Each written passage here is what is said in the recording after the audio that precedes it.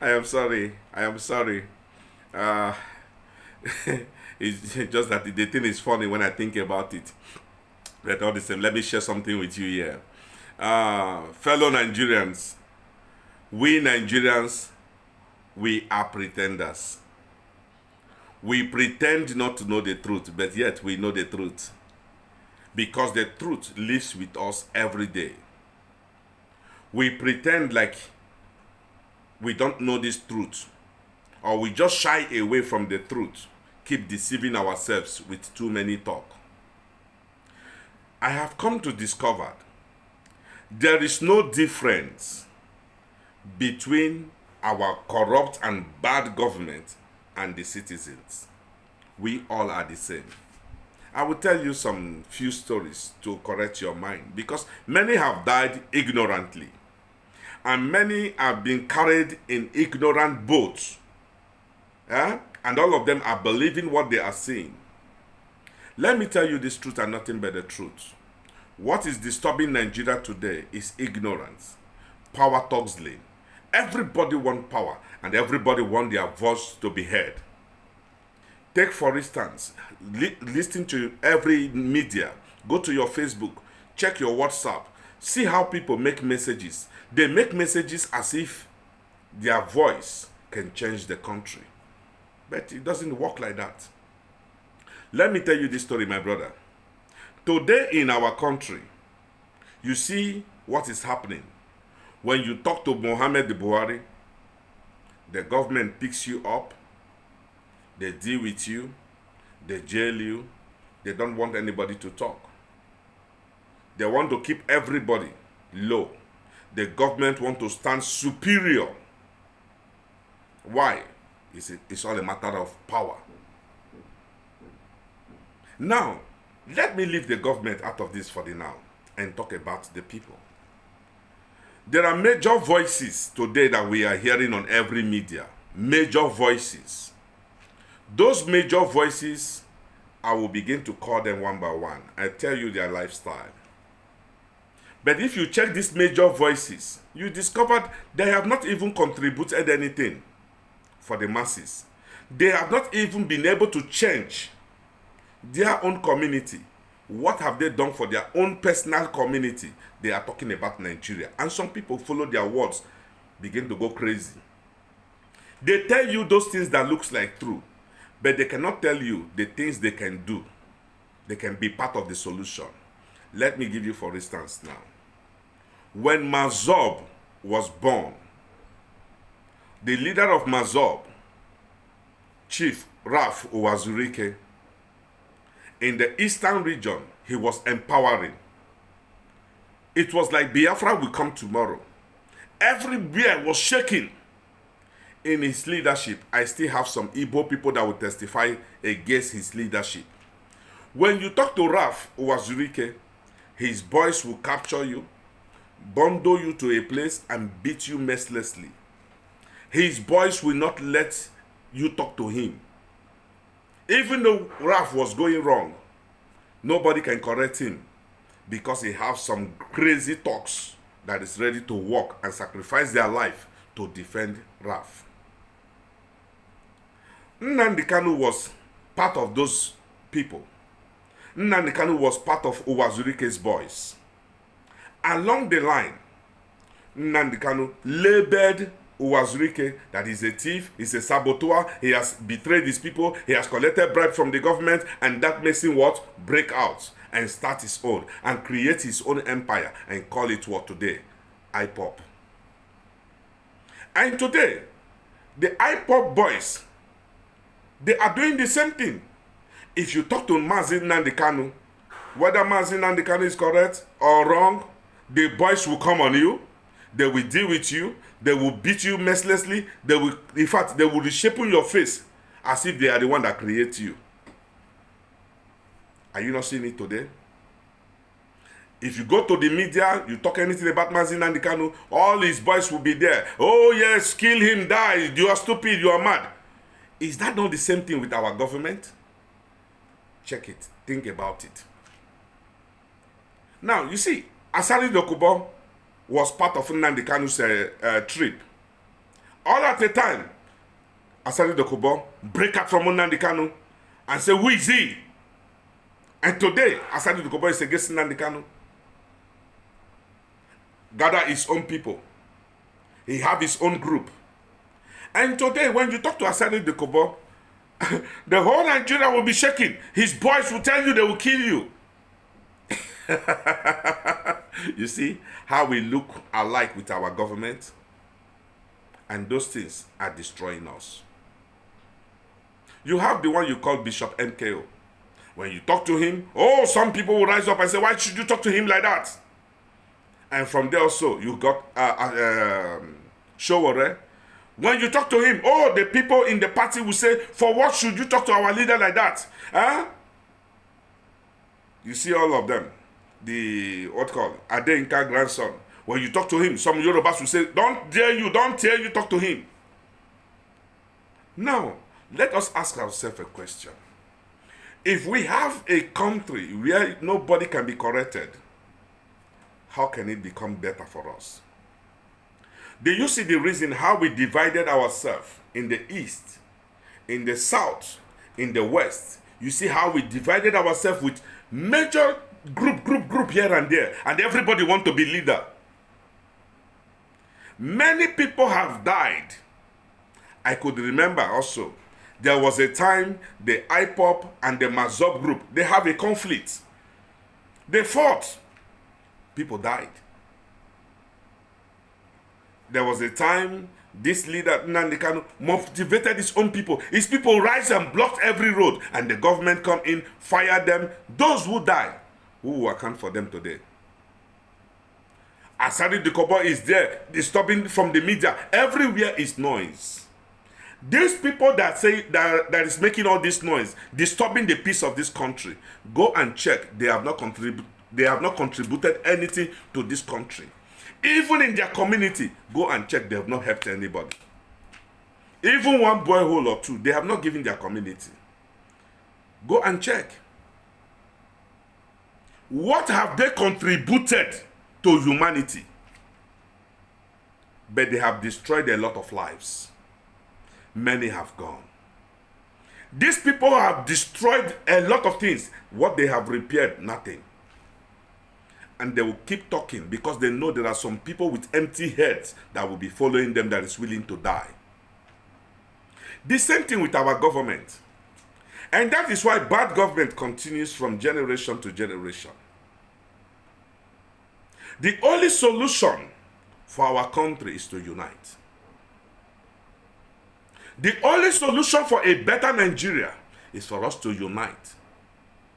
If we can unite, our lives will be more meaningful. If we can unite, we can do more better things. Fellow Nigerians, let us use our head. Let nobody use you. Many have died for nothing. Great people, people with potentials have died out of ignorance. You are defending Ralph Wazirike. You are defending Ralph Wazirike against who defend our government. Are you all not the same? Are you all not the same? Today, look at wounded civilian was in the boat of Nnamdi Kanu. Today, he has breaked out. I was so surprised. It was so funny to my hearing when I begin to listen to wounded civilian calling the people of Benden to come together. And they have their own group. And tomorrow, they will say they want to form their own country. You see how ignorance has destroyed us. We all are shouting on the media. It shows our weakness. It shows our weakness, that we are not strong. We are not coordinated. Today, we are afraid. We are afraid because we are weak. We are afraid and shouting on every media because we are not strong enough to take responsibility for our problem. We talk about division. We talk about separation. We talk about breaking the country. Yet, We are not part of the government. We are not part of the country because we rejected that we are not Nigeria. How can you break a country that you're not part of? You agitate with ignorance, using wrong languages, talking rubbish. And those who are fools will come to defend you with their life and die. Now let me ask Nigerians one question. During the time of Uwazurike, to show you that we and our politicians are the same, in our governorship election, some touts will go to steal ballot box and they will shoot them, they will die. Some of them will go, they will be caught with cutlass, they will die. How many of those politicians have you seen their children in those death row? Have you seen a son of a politician stealing ballot box? No. The same thing happens to among us. Have you seen Ralph Uwazurike's son come to defend his father? No. Have you seen Ralph Uwazurike's son standing in the front line saying, do or die affair? No. The son of Uwazurike is schooling. He's schooling. Have you seen Nnamdi's brother who died in the war front? No. Only fools are dying. Have you seen Nnamdi Kanu's child come to the war front? No. Some of you will say it's a small boy. Today is schooling. He's in a better country. Schooling. Tomorrow he will still come back and be your leader. Have you seen Asari the Kobos family coming out to fight, holding guns, shooting? No. But fools are dying. Idiotic people, people who don't reason are dying. People who don't think before they do things, who don't think before they say things, are dying. Fellow Nigerians, I am using this opportunity to call our mindset back. The way we reason is killing us. Today, we are crying. The Northerners are ruling us. The Northerners are ruling us. Why are they ruling us? Have you gone to ask yourself a question? Why are the Northerners ruling? Now listen to me carefully. The Northerners can have 30 million because they understand politics. They will use 5 million to build their own house. They will use 5 million to do everything they want to do. They will invest back 25 million to politics. They understand politics is a game. They will put that money back to the political system to bribe you and your brothers and everyone that will listen to them. When you go to the east, the Igbo man will get 30 million. He will use 28 million to build house and buy car. The same thing to the west, the same thing to the south. We live one life, and the time of election, we become coverless. We begin to look for money. They will give you money and still hold the power. When you go to the north, they created talks here and there to achieve their purpose. They created talks here and there, terrorists here and there, to achieve the purpose of holding power. It is part of politics.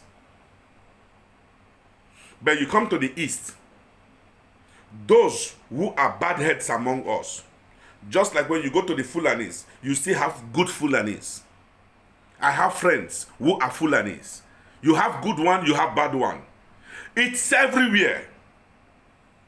The bad ones are doing everything because they are part of the politics system. When you come to our own side, you have the good ones, you have the bad ones. But what has the bad ones been able to create in the east, west, and south? What have they been able to create? They have been able to create gangsters, courtesans among themselves. They divided themselves with all manners of names of courtesan. And those court people are youths who are fighting against themselves, treating each other's fuck up. Ask yourself one question. Have you ever heard such thing in the north, treating fuck up among each other. Even in the north, why they fight against themselves, they still have a common purpose, a common goal.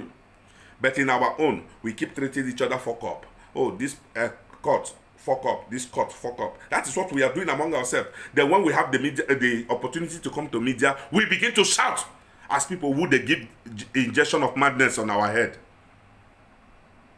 Let us stop all this media ranting and tell ourselves the truth. We are the problem to ourselves. And we have to start by correcting our mindset to find peace and solution to our problem. We are afraid of Fulanis. Why? Because we are powerless. We lack the ability to unite. We lack the ability to reason. Two Fulani enter one state, everybody shouting, hey, they don't enter. Now Fulani, wait. Go to the north. Whether 50 Igbos go to the north, they don't care. Because they believe they are united and they can size you all. They can keep you all. Whether 200 Yorubas go to the north, they are not afraid. It has never caused crisis for them. If you provoke them, they fight. They keep you all. They keep you all. They allow you all to stay with them. Because why? They believe they are united. They are watching over you. But because of our inability to unite in the east, west, and south, we become the most crazy people on all the medias. Making voice messages like mad people. Let us unite. Unity is the answer. I will continue this message some other time.